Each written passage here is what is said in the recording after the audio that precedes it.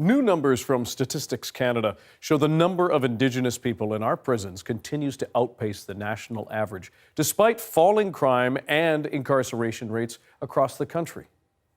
The number of Aboriginal people admitted into our correction system has been going up over the last 10 years. In 2007, 21% of men in prison were Indigenous.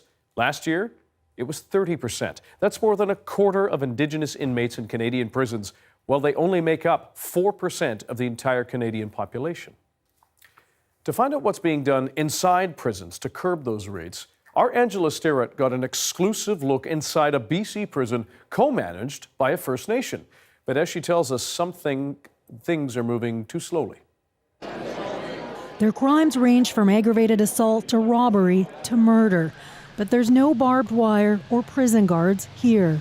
If they're out there on their own, they're technically, while they're out of bounds area, they will be definitely charged. Queequeg is a minimum security federal institution. It's one of 9 in Canada called a healing lodge, aimed to curb the overrepresentation of Indigenous inmates in prison. I've been incarcerated for 15 years, going on 16 years for second-degree murder, which I received a life 15 sentence and aggravated assault. So, yeah. Wilton stabbed his common-law wife to death in 2001. His life sentence began at the Saskatchewan Penitentiary, then to Kent, then to Medium, then here, where he's trying to put the pieces back together. There was a lot of abuse, sexually abuse. There was all kinds, I mean, it was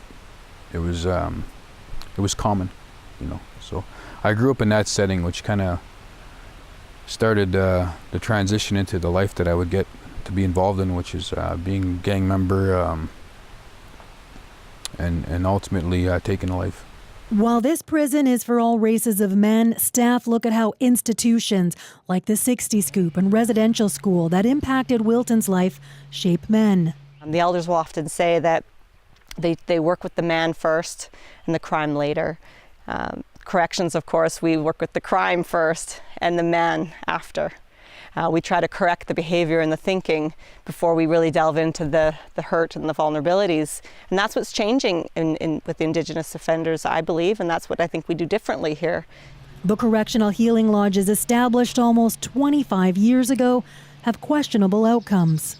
A 2016 auditor's report said on average Indigenous offenders were granted parole from a healing lodge at about the same rate as those from minimum security prisons. But those released from healing lodges were about 10% less likely to reoffend. And while most Indigenous offenders serve time at medium and maximum security prisons, healing lodges are limited to minimum.